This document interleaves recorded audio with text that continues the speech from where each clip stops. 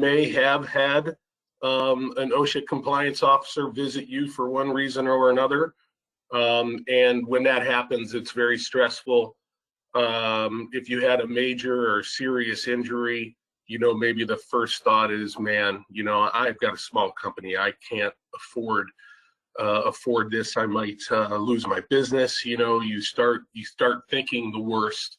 And the biggest reason why I'm doing this educational bit on OSHA is it's not gloom and doom.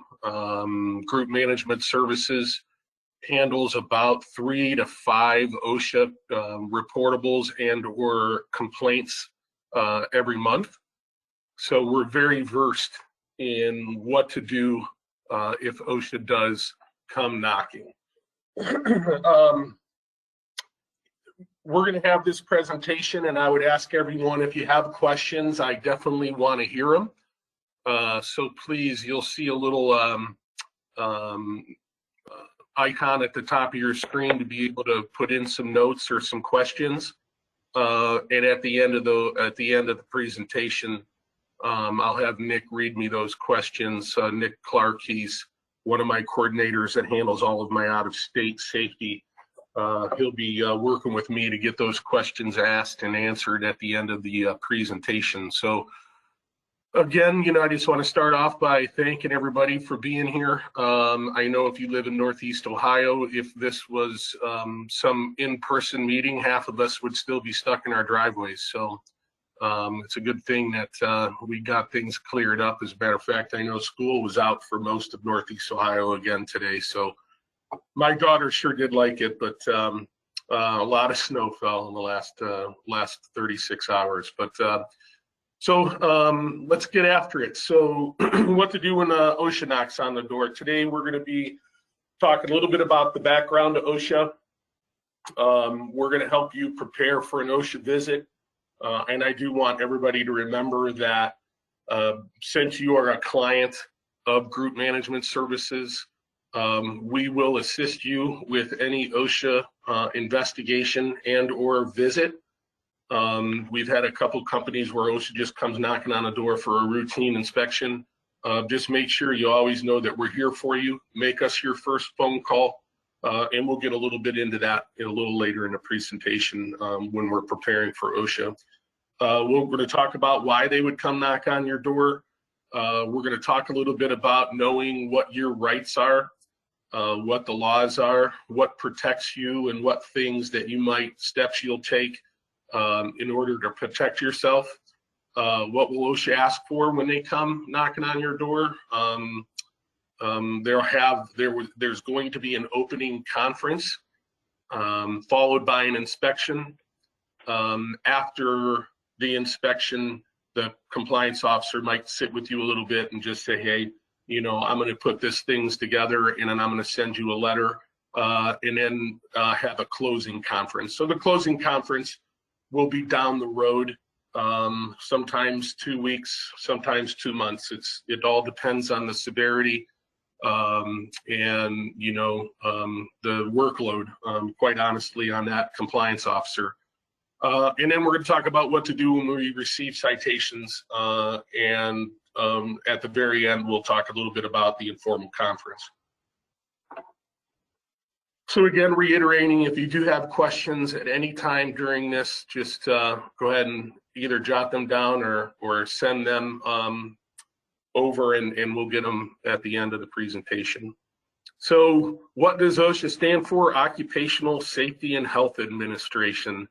Obviously, we all know that it is not a small town in Wisconsin, I hope. But you know, one thing I want to make sure that everybody knows is that, you know, I think OSHA is needed. I know that if some of you have had a dealing with OSHA in the past, it might not have been pleasant, depending on how long ago it was. They're trying to turn over a new leaf. They want to change the way they do things and the way people view them. They don't want to be like the old Wild West where they're kicking down the door and trying to intimidate people. They're trying to be a helpful entity. And again, you know, without OSHA, I think we would have a lot of companies doing things the way they always did them, and that sometimes is a little bit hazardous to our employees. So they opened in 1971. The rates have dropped over 40% since the illness rates have dropped over 40% since they've been inducted in 1971. And employment has actually nearly doubled from 56 million to 3.5. I'm sorry. Work sites, 105 million workers to nearly 6.9 million sites. So as we're growing, you know, our injuries were coming down. So what we want to do to prepare for an OSHA visit, the first thing is wherever you're doing work, if it's off-site, make sure there's always a competent person on site. And OSHA views a competent person as, if you designate him to be competent or her, then that person is a competent person. There's really no label, there's no license, there's nothing that you need to give that person besides your blessing that you've been here for 5 or 6 years. I deem you a competent person, and you'll be in charge of this work site today. So if an OSHA compliance officer does show up to that particular site, the very first thing he's going to ask is who's in charge and who's your competent person.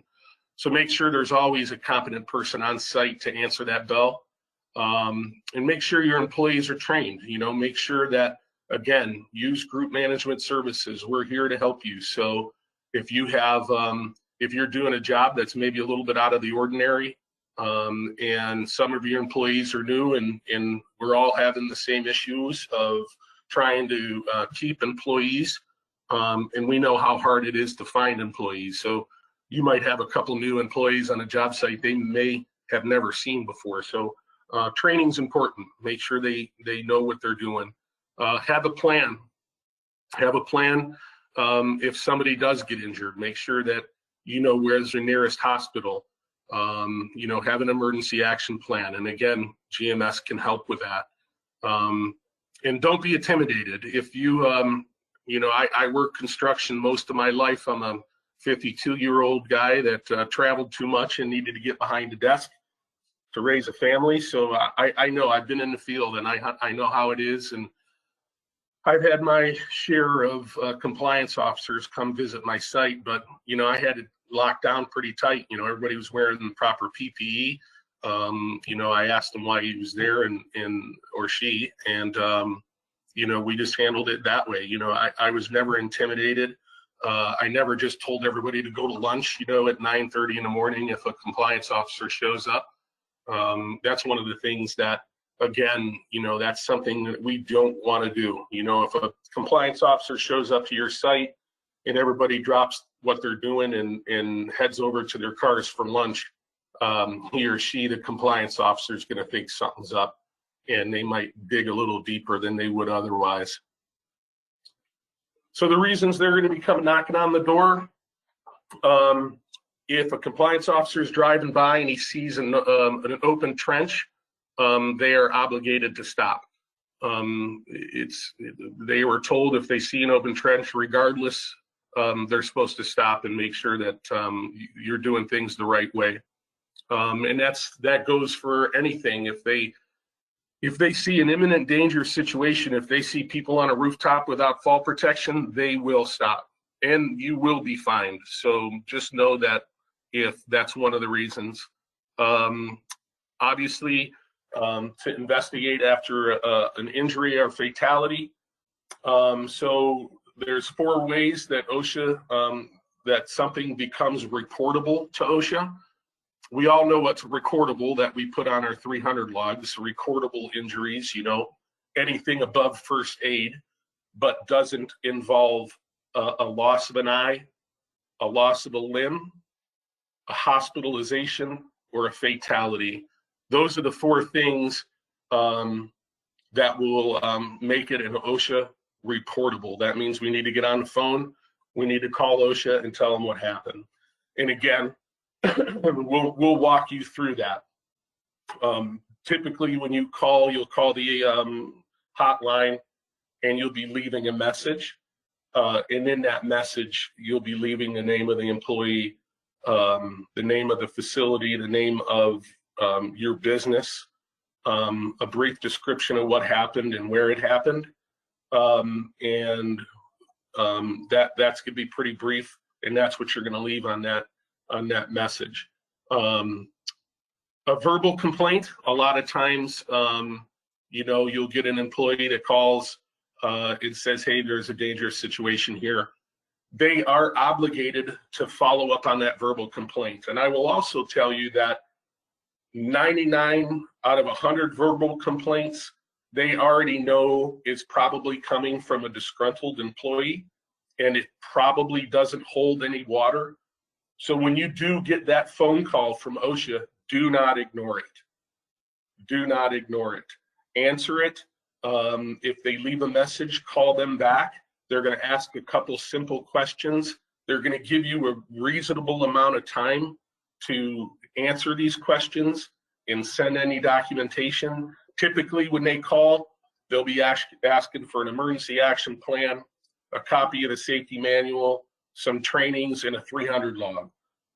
We will help you put those together and make sure they get them. And then they just call you back and say no more investigation is going to be needed.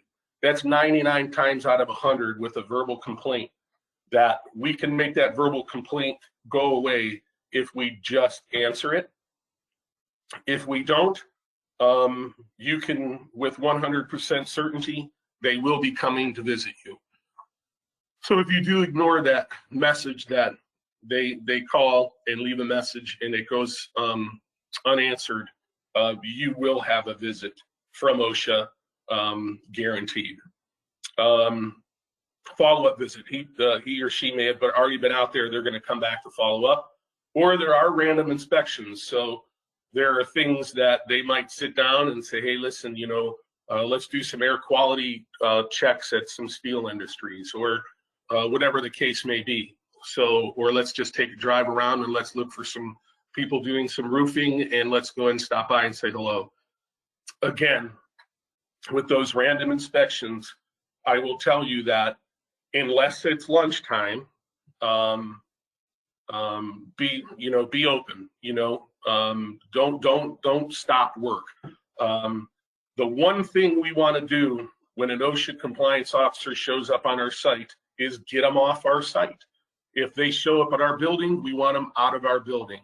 So that's our goal. We want to in and out. We don't want them to linger. So if they're just doing a random inspection, you know, give them your name, ask them if there's anything they can help you with. What are they looking for? Why are they there? You do have the ability to turn them away, and we could talk about that in a little bit as well.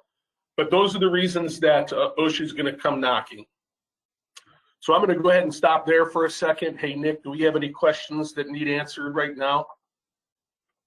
No, right now there are no questions, unless somebody wants to unmute and ask something real quick. Yeah, does anybody have any questions that they have for me at this moment?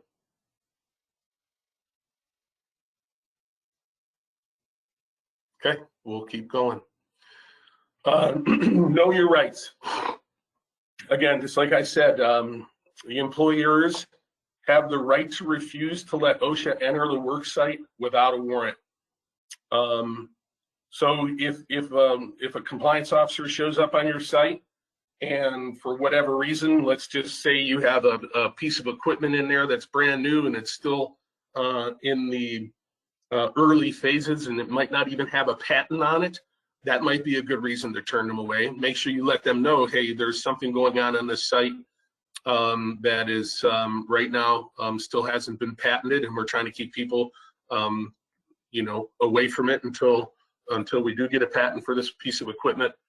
That would be one way, but I would recommend that you never turn a compliance officer away, because if you do, they will be back. They will be back that day, and they will have a warrant. So just make sure that that you understand that. You can turn them away, but it's not a great idea.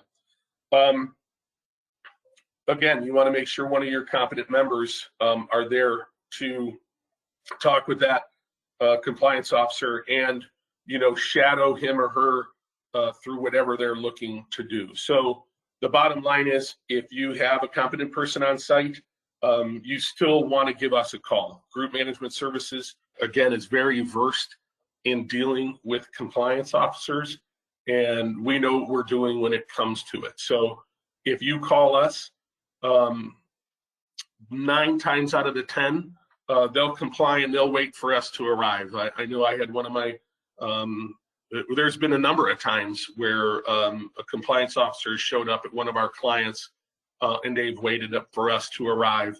Either they went and got coffee and came back, or there was a couple occasions where they just sat in the conference room and waited for us to show up. Again, that's the very first thing. You know, give us a call, and you know, we'll have all our contact. I'll be sending, well, this is recorded, but I'll be sending everybody who attended. We'll get all of our contact information. And there's 6 of us, coordinators and myself. So you will get a hold of someone, and you have your account managers as well as a resource to get a hold of us. But make sure you do that if somebody comes knocking on your door, if you didn't know they were coming. If for any reason they don't want to wait, we're going to shadow that inspector. In every picture that compliance officer takes, we ask a question on why you're taking it, and we also take a picture and make notes. The biggest thing is that the compliance officer will probably let you know that as well. They'll say, hey, listen, if I'm taking a picture, don't be afraid to ask why I'm taking it. And then to take it one step further, if we're there, I might ask somebody to, hey, give me a maintenance guy, let a maintenance person walk with us on this. And if there's anything that I can take care of right then and there, take an extension cord out of service, remove a ladder with a broken run out of service. You know, those are the types of things that he or she might spot, but that we can fix, and they won't cite us on that if we can fix it right there on the spot. Again, if they can view it, they can cite it. And I'll talk a little bit more about that as well, a little further down the road here. So the opening conference, you know, the first thing the compliance officer is going to do is introduce themselves and show their credentials. They're going to tell you why they're there. And this is when you have the chance to get as much information as you can. And remember that we don't want to give any information up. You know, some people are very, you know, some business owners are very proud of their safety, and they might go into things that really don't pertain to the visit, and it might open a can of worms. So the bottom line is, when I tell you to get as much information as you can, that's basically, hey, why are you here? What can we do to make you leave? You know, what is there? Can I just show you some paperwork, and would you be satisfied with that? Again, that is, you know, I can't reiterate enough that we do not want them there longer than they need to be there. And we most certainly just don't want them walking willy-nilly in our facility. And again, just answer everything honestly, but directly. And again, don't go into detail, and don't offer any information. It's very important that you know that we just don't want to start giving up and just offering more information than they're asking for. Again, that might open up a can of worms that just does not need to be opened. So what will OSHA ask for? So we had, and this is coming just from a recent visit, compliance officer showed up because of an employee complaint. A lot of times they're going to call you, but apparently This one was holding water, and they decided just to come and visit. And they did call us, and that compliance officer did wait till we got there. But they asked for the safety manual. They asked for safety inspections or risk assessments, which again, Group Management Services does at no charge. So I want everybody to be aware of that. If you do want and have never had a risk assessment at your facility, by all means, get a hold of your coordinator and get that scheduled. We will do it at no charge to you. And with that risk assessment, we'll give you what we believe would be trainings that you could do that pertain to your industry. And then we'll help you with that safety manual. We'll help you with an SDS book. We'll help you get compliant as far as paperwork's concerned. And I always stress to my coordinators that we're not box checkers. So I'm not going to just give you a safety manual and then be on my way. If I give you that safety manual and I have a, any kind of writing like ladder safety course in that safety manual, I am going to give that ladder safety training to your employees. I'm just not going to hand you the book with all of these different kinds of written notes and not train your employees on those. You want a hazard communication handbook, employee training records, material, chemical safety data sheets. Those are very important. So safety data sheets are very important. And then again, training with those safety data sheets. They're paperweights if your employees aren't trained on them. So if you have a safety data sheet and the chemical, if this person gets a chemical on their hand, their first reaction and everybody's first reaction is go wash it with water. Now, if you read that SDS sheet, sometimes it'll tell you that water will not neutralize this chemical. It might have to be vinegar. So just be very aware that that's why they're so important. So it's like throwing water on an oil fire. So safety data sheets are very important, and OSHA definitely will be looking for those. Summary backdated injury and illness summary backdated 3 calendar years plus your current year, and those are your 300 logs. So make sure that you have 300 logs. If you have 10 or less employees, you do not need 300 logs. If you have 10 to 20 employees, then you need to post those 300 logs, and anything over 20 employees, you need to electronically submit your 300 logs. If that's training all to itself. So if you're on this and you're not aware of exactly how those 300 logs work, please get a hold of your safety coordinators and they will help you along and get you right with the world as far as your 300 logs are concerned. Now, at any time during the year that you had 10 or more employees, and even if it was only for a couple days, you're obligated to have those logs. So if anytime during a calendar year you hit 10 employees, you have to have your 300 logs, even if it was just for a day.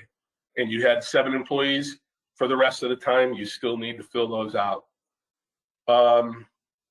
Any documents related to inspections, training logs, written programs, and equipment maintenance logs. So that goes with, and also SOPs for those, for any equipment you have. So for any equipment's very important. Maintenance logs are very important. And most of the general industry facilities that I visit, those are the things that people are lacking on. They're lacking on their maintenance logs and they're lacking on their SOPs. Now, they might have trained everyone on these machines, but there is no SOP on paper. So the reason for those SOPs for some of this equipment, let's just use a cardboard crusher, for instance, or a baler. If the person that operates that on a consistent basis, your warehouse manager, and that warehouse manager has a week's vacation, you know, who's going to step up and use that baler?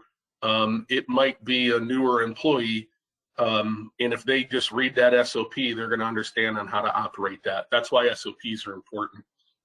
And that's why they'll be looking into them.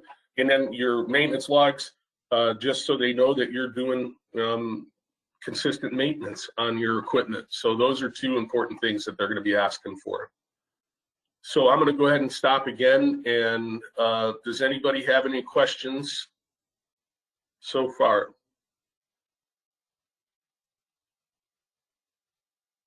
Okay. Okay, during an inspection, obviously you're going to want, if this is an employee complaint, they're going to have to tell you what the employee complaint was. And again, if that complaint was there's a machine in the back of the warehouse that somebody called and said, hey, it doesn't have a guard, that compliance officer is going to say, hey, I need to take a look at this machine. Now, I've had compliance officers, I've walked compliance officers out of the office, around the facility to the door closest to that machine. They're ready for that. They understand that. I just had a safety conference here last September. I plan on having another one this year. So if you missed it, I hope you join us this year. But I had a compliance officer come and talk for an hour, and he he took and answered questions, and he gave a story about it was the middle of winter in February. It was minus 10 degrees outside, and they were talking about taking him outside of the building, just like I described. And he even said, he goes, I will walk with my head down. Please don't take me outside. Excuse me. So he asked politely that they take him through the building, and he made a promise that anything he sees from there to where he was going, he's just going to have tunnel vision. But the bottom line is they're ready for that. They understand that. And a bit, again, the reason for that is if they can see it, they can cite it. So if you have to take them through the whole entire facility just to get to one machine, you know, sometimes we'll just say, hey, if there's a way to get to that machine where we're not walking through the facility, we're going to do that. And that goes for a complaint and or an injury. So if we had a table saw that was not guarded, that's in the middle of the facility, you know, we might not have a way to take them around anywhere. We're going to have to take them directly to that. But the easiest way is a straight line. So try to get that compliance officer to see as little as possible. And again, our goal is to make sure that the inspection takes place and he or she gets out of our building. That's our main goal. We don't want them there longer than they need to be there. And again, make sure that you stay within the boundaries established in the opening conference. So when they say, hey, I'm here to inspect this machine, if he says, you know, let me go over there by the break room and I want to take a look over there, the bottom line is, you know what, you came to see this machine. Let's just stay in our lane and let's go see this machine and move on. So that is definitely up to you. That is your right. And that's what they're going to expect. So don't let them start wandering around. This was actually a law that came into effect 5 or 6 years ago, because this wasn't always the case. If they were there, they can go ahead and take a walk through your entire building. But if they're there for a specific reason and they're there to inspect a piece of equipment that an employee was injured on, that's what they have to do. They're not there to do anything else except for take a look at that one particular piece of equipment. Again, if you're walking and the compliance officer takes a picture of something, you ask him what it was, and he can say, well, you know, there's a, excuse me, there's a fray in that cord right there. You can ask, can I remove that from service to avoid that being on my, avoid being cited for that. And 99 times out of 100, they're going to allow you to do that. Take detailed notes. If you're taking pictures along with the compliance officer, make sure you're taking notes, especially if one of my coordinators can't be there with you. That way we can look at the notes, we can look at the pictures, and we can help you when it comes to the closing conference. If the inspector is jotting something down, ask them what they're writing down. They're going to tell you. They're going to let you know, this is what I'm writing down, here's the violation. You might not be able to take care of it right then and there, but you're in front of it, and it'll help when we do have our closing conference, an informal conference down the road, and we'll be talking about that a little bit. Again, the picture, if he takes a picture, take it exact picture and ask questions. So they want you to ask questions. They want you to be, involved. So don't be intimidated. Okay. Any questions before I get into this closing conference? Hey, Paul, I was in the middle of answering one from Greg Watson, but you can answer this one if you want to. It says, for the 300 logs, is the employee count of 10 or more per site or company-wide? Company-wide. And yeah, that's what I was saying. So in the middle of my thing, so I was saying if you have 5 sites with 5 employees for a total of 25, even though there's only 5 employees at each site, you're still going to need to post the 300 logs. Yes. To those sites. Now there is some other rules that you need to post at each facility, but again, that's a whole nother training. So we'll have that. I think we do have that training coming up actually as a quarterly training. So tune into that. But yeah, again, any more questions on the 300 logs? Feel free to call me after this presentation's over, and I'll be happy to get into more detail with those 300 logs. I'm going to take a little sip of water here. I'm getting a little frog in my throat.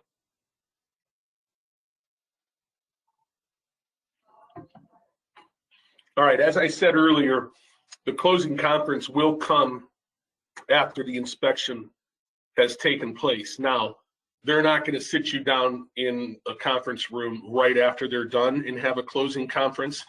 The closing conference is going to have, they'll be able to explain the citations to you. Typically, it's a phone call. The compliance officer may come back out to you and sit with you, depending on the severity of the citation. So just keep that in mind. In the closing conference, they'll give you all of the citations, violations, and go over penalties at that point. And again, it's a good opportunity to promote your safety programs if necessary, and your commitment for safety and health. And they're going to know right away, just as I do, whether or not you care for your employees. And I say that because I've run into where a business owner really was kind of nonchalant about one of his employees losing a finger. When I talked to this certain individual, his answer was, I'm fine. It wasn't my finger. Right then and there, it runs up red flags. That's not what I want to hear. We need to take care of our employees because they take care of us. And nobody really owes anyone. Your devotion is paying them and providing them a safe work environment, and their payment to you is to do a good job and produce and earn you money. So it works both ways. That's why we really want to take care of our employees. And of course you will have relationship with most of the time with your employees, so that's very important. Again, he will share all the violations that were observed. The officer will discuss possible courses of action, which could include the informal conference where you can contest citations. And that's where we come in. And again, I will help. If the compliance officer shows up, I will send a coordinator out there, help you through the investigation that day at no charge to you. Any trainings in between there, you'll be billed for, very minimal. We're 30-40% the the average as far as charging. We're at least 50% than less than what JJ Keller would charge you. And, you know, as far as putting a safety manual together, you're looking at $1,200. I will help you put one together at no charge. You know, that's what my coordinators do that on a daily basis. And they know exactly what you need. And to put that together really doesn't take much of an effort on their part. So they'd be happy to do that. So if you do have an accident, knock on wood, and you receive an OSHA notice in violations, you must post that at or near where the violation occurred. I was just talking to Nick this morning. Sometimes that isn't possible. This could have happened at a residential house where it happened inside the house, and there's just no way you're going to post it there, right? It doesn't make a whole lot of sense. You know, if there's any, typically if you posted a conspicuous place in your facility, a break room, a lunch room, that should suffice. If you have any questions whether or not that is going to be good, you can always call the OSHA compliance officer. Again, you're going to have their number. They will call you back, or they will let you know, yeah, that's fine. I understand that this accident happened off-site at a residential area. I have that a lot. We have a lot of UPS drivers that, not UPS, but FedEx. We have a lot of FedEx drivers that, you know, get injured off-site severely. We had a guy fall down the steps, shatter his elbow, and that was an OSHA reportable.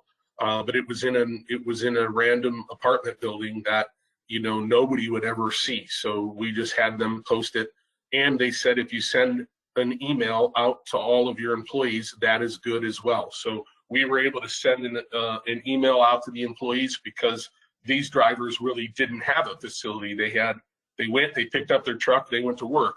So they didn't have anywhere. They didn't have a lunchroom or a break room. So in that case, they said, just go ahead and send out an email to all your employees and make sure they answer that email. So it was one of those, please respond that you've received this. And if they didn't, then there was a phone call to explain the accident and the injury and what happened. It must remain posted for 3 working days. So if you have a warehouse and you have a table saw that was unguarded, you have to post that for 3 working days or until the hazard is abated. So if you do have a table saw that was unguarded, you need to post that citation violation there. And as soon as you get that guard and everything and the machine is up to snuff, then you can go ahead and remove it.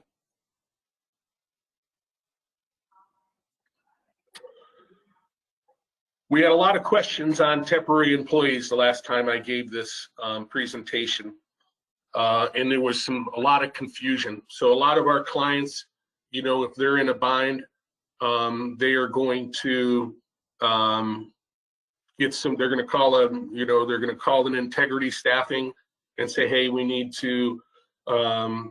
4 employees for a week. They say they might have employees that are there for 2 months, a month. If you're observing this employee and they're working at your facility and there's an OSHA reportable incident, if that employee, you know, loses an eye, a finger, gets admitted into the hospital for whatever reason, or passes away, unfortunately, those are things that we need to report to OSHA, even though you don't have them on your 300 logs, or you don't have them, on your payroll rather. So you'll put it on a 300 log, but you will not have them on your payroll. So if they're under your control, OSHA is definitely there to view them as an employee. If you're utilizing temporary workers as the company supervises these employees, you are responsible for maintaining and recordable injuries on your 300 logs. So like I just said, so That and, any reportable incident, those are definitely on you, even though you do not pay directly that employee.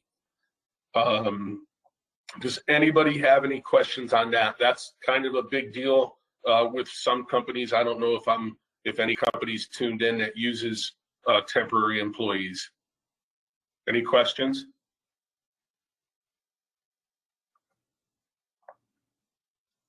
Pretty cut and dry.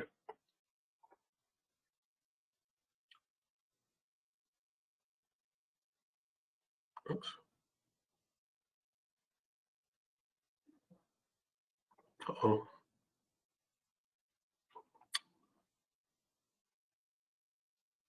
Huh. I don't know. Give me 1 second, folks. I'm having some technical difficulties here.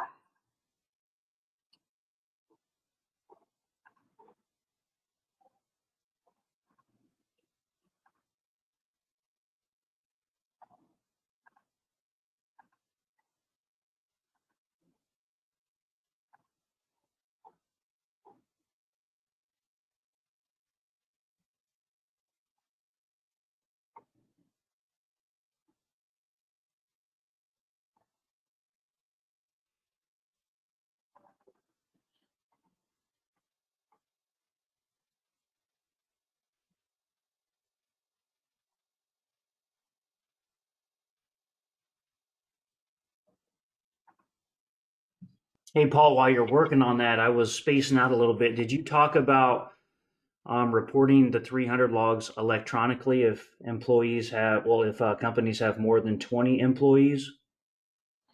Go ahead and talk about that. I didn't even really hear your question because I'm trying to get this handled here. So handle that. Okay, that's fine.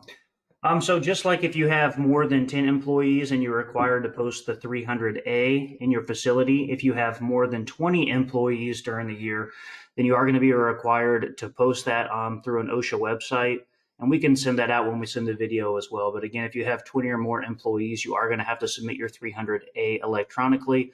And that's not for them to come visit your site or anything. They just use that for numbers basically, so they can they can create the statistics and stuff. But if you have more than 20 employees, you do have to submit that electronically, and you will have to create an account. But again, we'll send out the website with the video when we're done. So I just wanted to make that note. All right. Do you see my screen, Nick? Yeah, I can see it now. Sorry, folks. I'm going to have to change the outlay of this because I kind of lost, for some reason, it went blank on me here. Receiving citations in informal conference. So what's going to happen is you're going to receive a notice of citations from OSHA. And you have some options there. Employees may request an informal conference with an area director within 15 days of the receipt of the citation. So they're going to mail you the citation with the violations, and you have 15 days to act on that. I will tell you, they're going to say you can go ahead and just pay the fine. There was a couple incidents where I just told my employer, go ahead and pay the fine. They're charging you $2,500 for not having a machine guarded, and you had an employee seriously injured. Let's just go ahead and let's get that fine paid and move on. But 9 times out of 10, I'm going to tell you to go ahead and schedule that informal conference. And it's exactly that. It's very informal. You're going to meet with the area director, and that's when we're going to come into play again. At no charge to you, we will sit in that informal conference with you and help you and explain to that compliance officer. Actually, it's going to be the area director that we're sitting with more likely than not. We'll tell them what we did immediately to make sure it never happens again. So if we had an individual lose some fingers on a table saw that wasn't guarded, the very first thing is we take that out of service. We get it properly guarded, and everybody in the building gets retrained on that. Again, that's something that's very important. This informal conference, in my experience, we drop it at a minimum. Since we've been doing this, every informal conference we've had reduced at least 40%. There's been times where we've reduced it even further, and there's been some times where they don't fine at all, where they don't put any fines at all in place.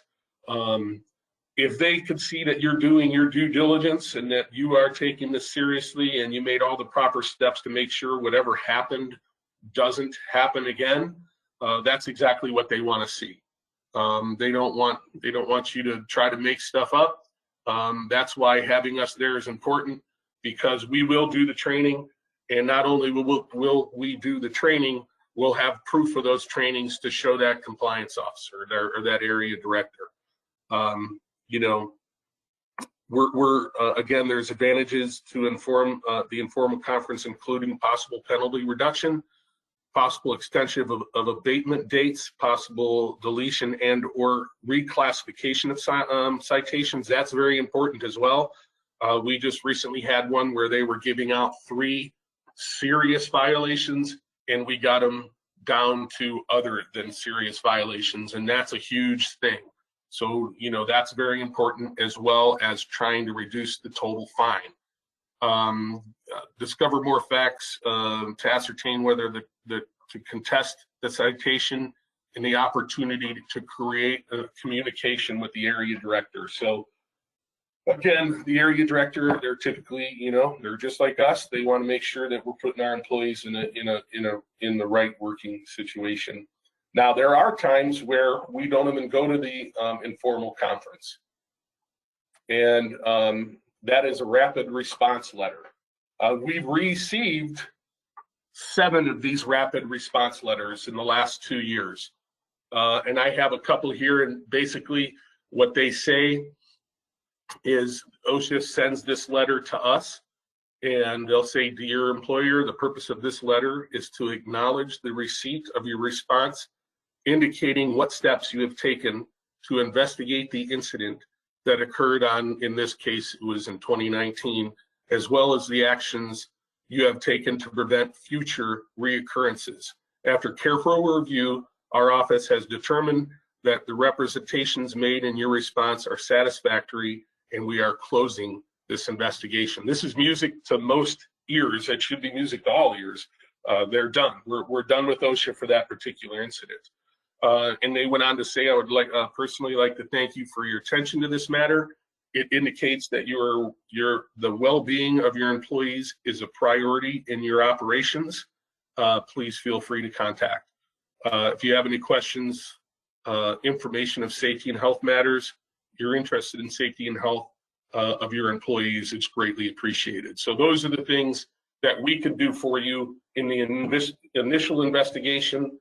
That's why if you have an OSHA reportable incident, you have time frames on which to report those incidents. So if there's a fatality, you have 8 hours to report that fatality. If there is a loss of an eye, amputation, or a hospitalization, you have 24 hours. Now, we typically like to use as many of those hours as we possibly can. A lot of times, an individual will be sent to the hospital, and we're not quite sure on whether or not they have been admitted. If a person goes in and has his leg broken in 9 different places, gets an x-ray, they put an air cast on it, but they need to see a specialist, they'll release them from, they'll take every care of all that in the emergency room, then they'll go home for their appointment the following day. That is not reportable. That's why it's very important that you get us involved, and we'll determine whether or not it's reportable and or not reportable. Again, very important. You might think it's the most serious injury ever, but if they need to see a specialist and they're released from that emergency room and never do get admitted, then that works in our favor. If somebody falls and is knocked unconscious and is sent to the hospital for observation only, and they spend the night in the hospital, but there's no, they receive no medical treatment whatsoever, that is not reportable. again, very important that you contact us. There's some variations to the laws that have changed. It used to be an overnight stay in the hospital is reportable. That is no longer the case. So another thing, anything that involves an MVA, a motor vehicle accident, is not reportable to OSHA.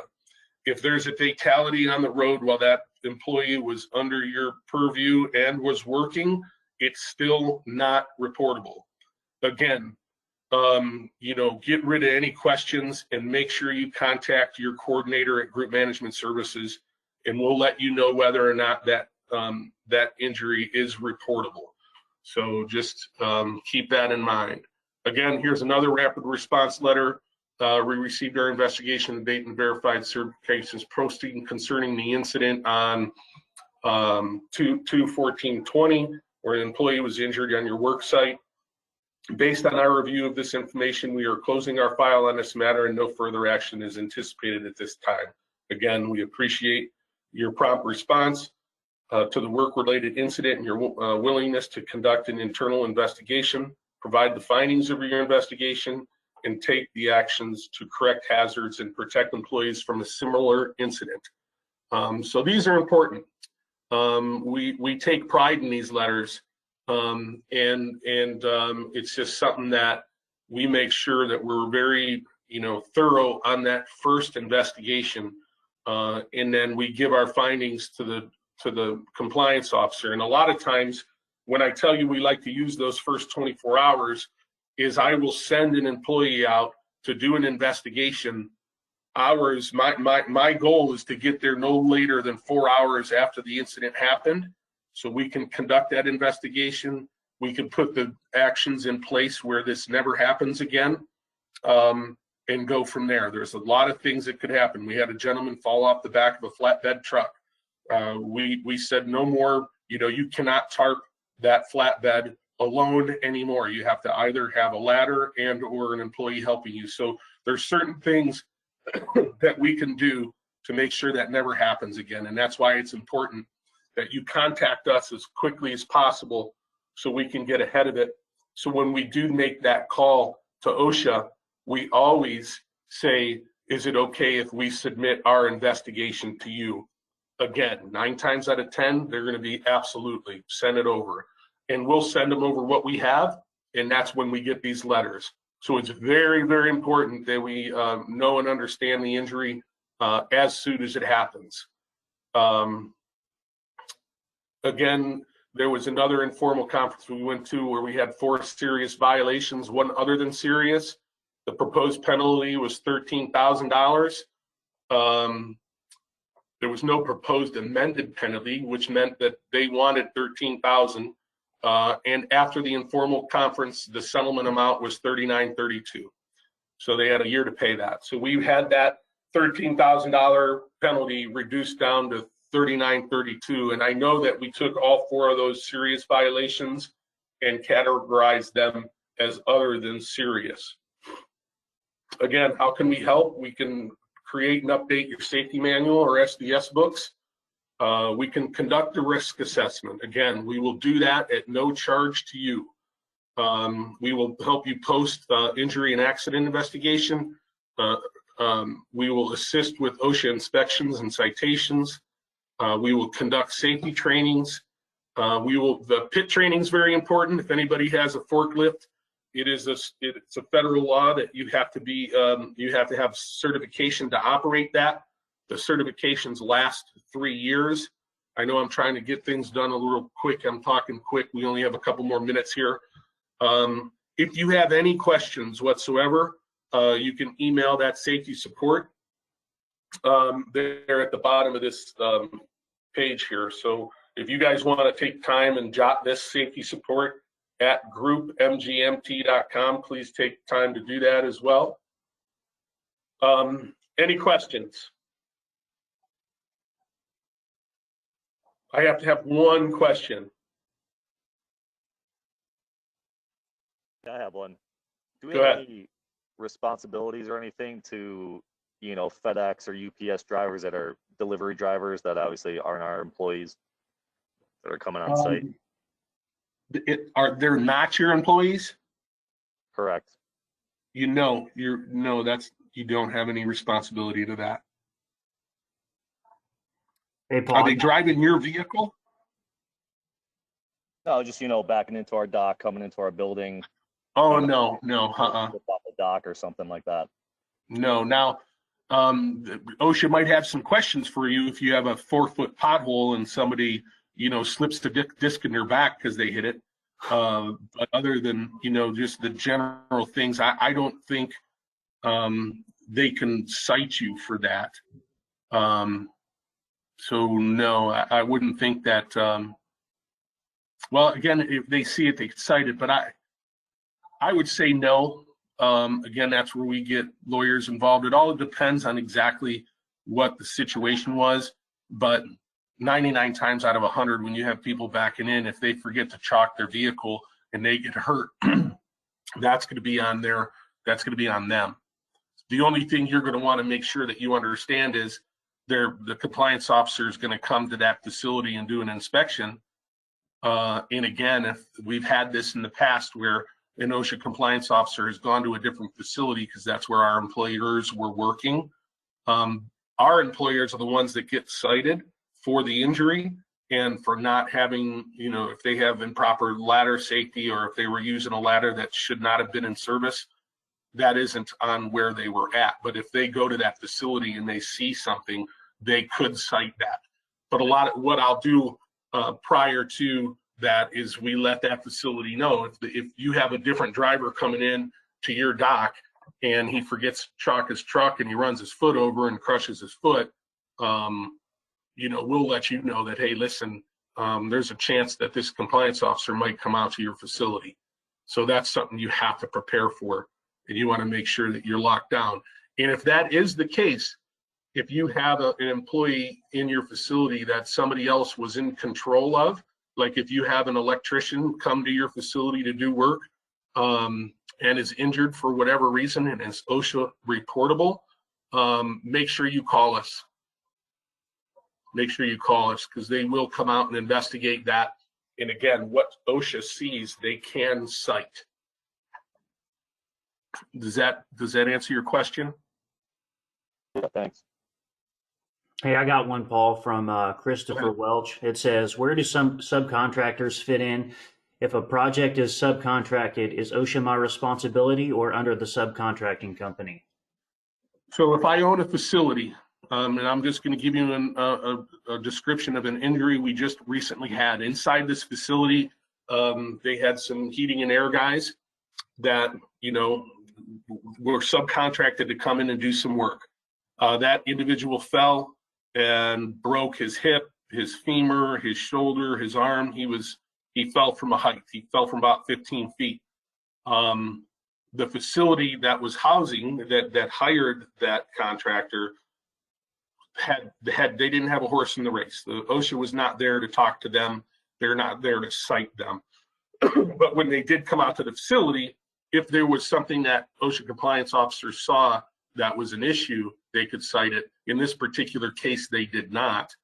But again, it falls back onto if there's something that happened with a subcontractor in your facility, you just want to make sure you're locked down and you have all your stuff in order as well. So it's probably not a bad idea to give us a call to make sure that we can help you to make sure you have everything. They're not going to come in and ask for your safety manual or your SDS sheets. They're there to investigate the subcontractor that was there that was doing the work. Does that answer his question?